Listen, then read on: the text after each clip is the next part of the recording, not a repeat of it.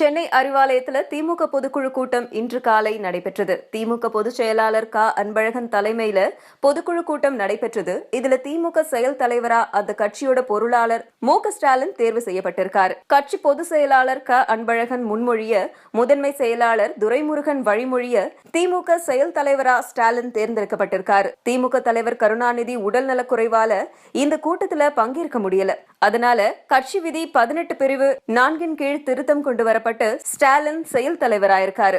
இதை வரவேற்கும் விதமா தொண்டர்கள் பட்டாசு வெடித்து கொண்டாடியிருக்காங்க. அதை தொடர்ந்து கருணாநிதி அவர்கள் கிட்ட மு க ஸ்டாலின் வாழ்த்து பெற்றாரு. ஏற்றுக்கொண்ட எல்லா பொறுப்புகளுக்கும் இலக்கணமாக திகழ்ந்தவர் தளபதி அவர்கள்.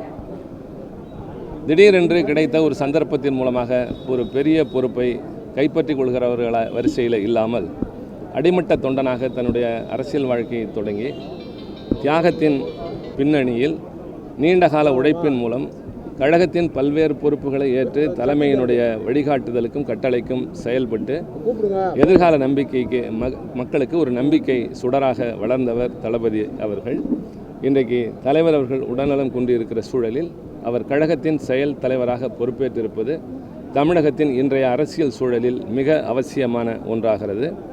சாதி மதவாத சக்திகள் தமிழ்நாட்டில் தலையெடுக்க முனைகிற போது பெரியார் அவர்கள் வகுத்து வைத்த வேலிக்கு உட்பட்டு அறிஞர் அண்ணா அவர்களின் கொள்கை தளத்திலே நின்ற தமிழகம் தலைவர் கலைஞர் அவர்கள் தலைமையில் செயல்பட்டு வந்த திராவிட முன்னேற்ற கழகம் மீண்டும் காவலரணாக தமிழகத்தில் திகழும். இங்கே தீய சக்திகள் நுழைய முடியாது. இந்தியாவிற்கே முன்னுதாரணமாக மீண்டும் தமிழகம் தலை நிமிர்ந்து நிற்கும்.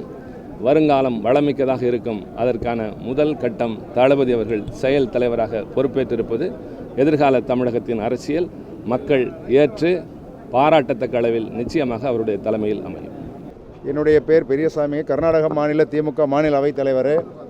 இன்று பொதுக்குழு தீர்மானம் ஒருபுறம் மகிழ்ச்சியாக இருந்தாலும் தலைவர் இல்லாத காரணத்தினால் அது வேகமாக முடித்து விட்டார்கள். தளபதியார் அவர்கள் தலைவருடைய அனுமதியை பெற்று இந்த கழகத்தை முன்னெடுத்து செல்வார். நாங்கள் எல்லாம் அவர் தொண்டராக பின்னர்ந்து வருவோம்.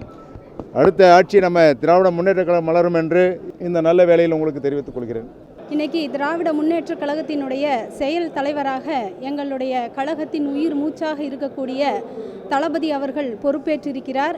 இது எங்கள் கழகத்திற்கு கிடைத்த ஒரு புது ரத்தம் செலுத்தியது போன்று இருக்கிறது. எங்களுக்கெல்லாம் இன்றைக்கி தளபதி அவர்கள் காட்டிய வழியிலே நாங்கள் எல்லாம் செயல்பட தயாராக இருக்கிறோம். இன்றைக்கி நாட்டில் நடக்கிறது பார்த்திங்கன்னா, அதிமுகவில் பார்த்திங்கன்னா இப்போது அவங்க தொண்டர்களுக்கு மட்டுமல்ல பொதுமக்களுக்குமே அதை ஏற்றுக்கொள்ள முடியாத ஒரு நிலைமையில் இருக்காங்க. அதனால் அவங்க மிகுந்த அதிருப்தியில் இருக்காங்க. இதை பயன்படுத்தி திராவிட முன்னேற்றக் கழகம் இனி வரும் காலங்களில் மிகப்பெரிய வெற்றியை அடையும்.